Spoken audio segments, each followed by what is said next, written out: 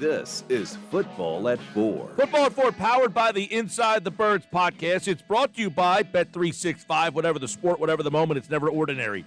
At Bet365, Adam Caplan is here from the Inside the Birds podcast, which you can get on all podcasting platforms and their YouTube channel with all their YouTube content. Just search Inside the Birds. And here he is, Mr. Adam Caplan, as he joins us now on the Sports Bet. I should ask you, Adam Caplan, who killed WCW, which airs tonight on the Vice Network? Oh, yeah. I actually watched the first one. And boy, I listen to Josh's podcast, 83 Weeks with Conrad Thompson, a lot. So, what's interesting, I listen because I like nostalgia, and it brings me back to when I watched wrestling in the 80s and 90s. I really stopped watching, 98, 99 when it became really bad. There were two things. Bischoff made a series of mistakes, but what he had no control over was the merger of Time Warner, which he did a great job of explaining. Bischoff took responsibility for his mistakes. I know people beat him up over it, but he does. But it's that merger, and I got to read this book he talks about when Fools rush in, all the mistakes of AWOL Time Warner. That stuff's important. One of these days I'm going to get that book to learn what really happened. Because, things changed. Things changed really around 99, and it was a disaster after that. It's a shame because as someone who grew up watching wrestling, the best time of my life was when, in terms of watching wrestling, was when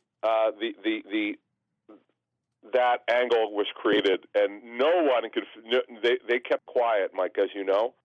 In today's social media world, and there's no way they would have kept the NWO quiet right now, and Hogan making the turn. You know that. There's no way they would have kept it quiet now. Yeah, no, I with the music in the background that was in, as you enter the Football at 4 here, it made me think of that. It's on tonight on Vice. But, all right, well, I was over the pond. The Eagles were practicing, and there was a lot going on over there. So let's go inside the Eagles OTAs and get a little post-OTA look at the offense. We heard from Jalen Hurts last week, 95% of new stuff, it looks like. Yeah, so a couple things, Mike. So the show we just dropped yesterday on Inside the Birds, what we do is we take the overview of the entire offseason. It's not just some practices. It's what looked good, what didn't look good, why it didn't look good. We like to give context. We know the big story, and I talked about this on with Scott Farrell late last week and into Monday, is that you got to put this in proper perspective. They're installing a brand-new offense. You're not going to get it right in 10 practices. It's impossible, particularly when you've got the real Vic Fangio running his scheme. This is their fourth year running the scheme, and he's going to run it for them. So, of course, you want the offense to look better than defense. It's typically the way it is in the offseason, but it's not here because you've got the same defense they've been running now for the fourth season. Now they're running a new offense. So that's why it happened. I don't sense any panic from anyone who's involved. I know they didn't talk radio because it's a slow time of the year other than the Phillies. There's really not much else to talk about other than the Eagles. So I get it, why this became a big story. I think it's totally overblown. We'll see what happens when we get to the throes of training camp. But getting the quarterback, Hurts' timing was off with his pass targets. There's no question about it. Lots of deflections, and guys need to be where they're supposed to be when they're supposed to be there. There was just some the guys are just off a little bit. That's the best thing I could come up with, what I saw and what I have been told. So. And look, I know this. I've talked to people who work with Kellen Moore over the years. This is the tip I've gotten from more than one person is it's really a quarterback for the offense. When Hurts gets it, when he feels comfortable in it, and like Jalen said, he wants to own this offense, and I know what he means by that. He wants to make it his offense, which is what he talked about. That's not going to happen overnight, Mike. At some point, it will happen where if he's totally comfortable with it, when he sees the field vision will be better. But we're not there now. It's going to take some time. Yeah, and I know he had said, hey, look, there's 95% of the offense is new. He's trying to get up to speed, and he wants to own this thing. To own it, he's going to have a new running back. So let's take a look at how that room looked at those OTAs. Yeah, and understand, Mike, they're really not running the ball. Very little of running it because you can't hit anyone. There's no physical activity. That's why you have to be careful of making some assumptions when there's no physical play at all. That's why we've learned. This is my 25th year of covering these OTAs, my 28th of covering the NFL. I've learned to not go overboard in anything that you see. You just make note of it, and you take that information. You go to training camp. But the backs caught the ball a lot. Well, they did last summer. They're supposed to all offenses should catch the ball a lot in OTAs because they're called passing camps, Mike, and the OTAs and mandatory camp are exactly the same. There's really no difference. The only difference is you run some very light 11-on-11s, and I counted. It was 5 minutes for each one of them. It's not a lot, but you could certainly see them catch the football, and that's all we saw at running back. And one other thing before we move on, the other thing you'll notice is, and Gang will put mass on his thighs. He got bigger physically.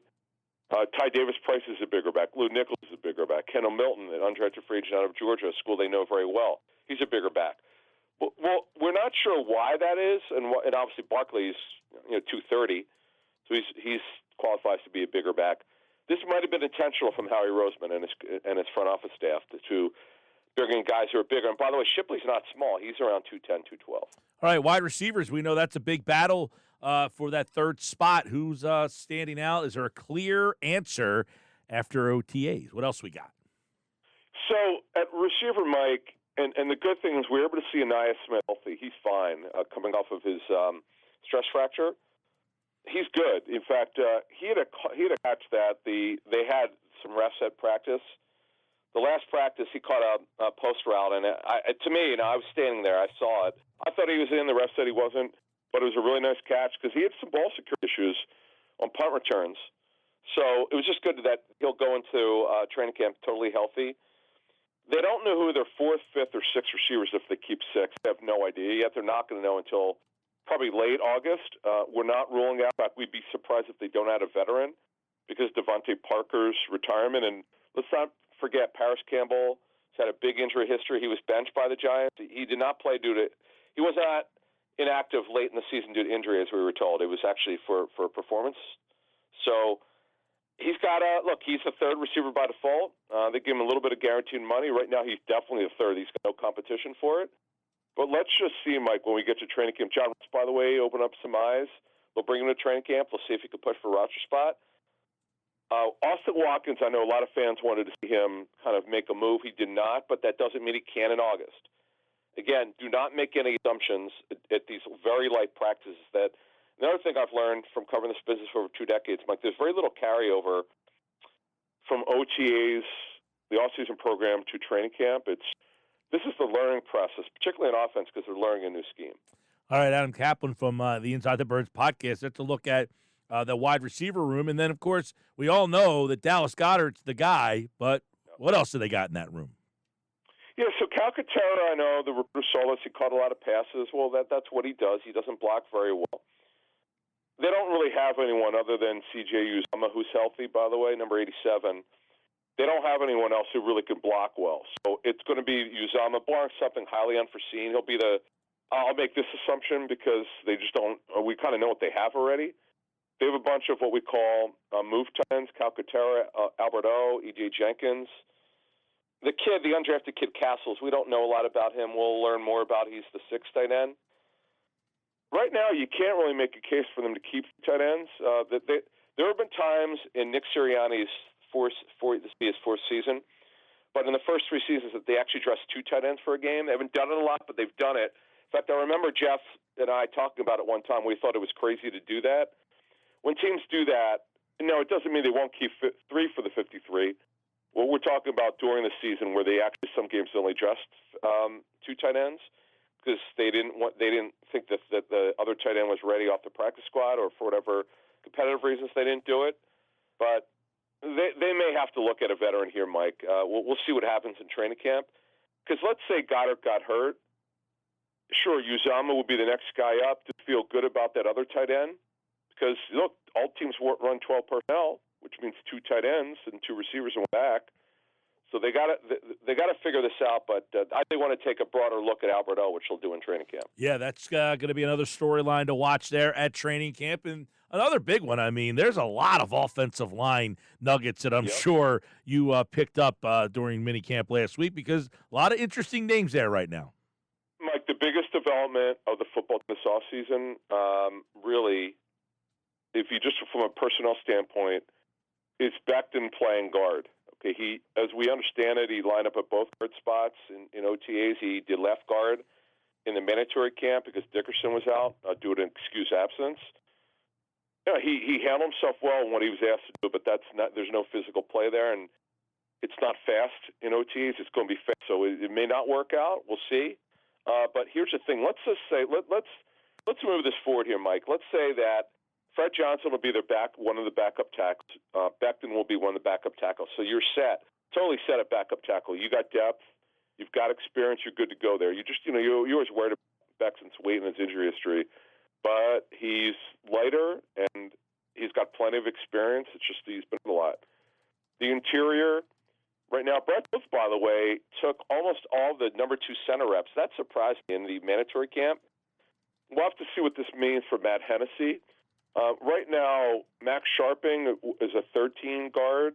Hennessy would be a second-team guard. Trevor Keegan did not work the last couple of days at the mandatory camp due to a minor injury. So the good thing is if Sharping looks like he's ready to roll, they're going to have depth, Mike. The first time in a while, they're going to have depth everywhere. They potentially get depth everywhere. So this is actually a good thing. It's one thing to have 9 or 10 guys, but almost all of them have experience. Toth does have a little bit. Hennessy does. Sharping does. Fred Johnson does, and Becton does. So that's a good thing, Mike. And Derek Kennard, I know they're excited about. This is going to be a good competition. There's a lot of flexibility. Now, again, this is the OTAs. This is offseason.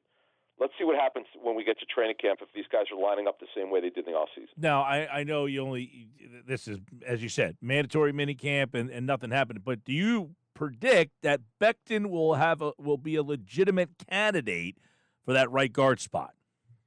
It's a great question. We didn't think it was heading into OTAs, but now it's a top 10 storyline, maybe top 5. He is, Mike, and let's not forget, it's not like he's 30 years old. He just turned 25. So, yeah, it's a storyline. We're going to look into will they let him compete at right guard? Because right now, if they don't, who's competing against Tyler Steen? Brett Toth is not. Matt Hennessy may or may not. So, right, and Darren Card, we don't think he is. So, Mike, it's a good question. It'll answer itself in early portion of training, probably within the first couple days. If he's not lining up at right guard, then he clearly will not be. If he's lining up there the first week, then they must not only feel good about Steen, they may be looking at someone else there. But again, that was a huge storyline, and guys never played it before in his career. And the fact that Jeff Stoutland thought he could is interesting.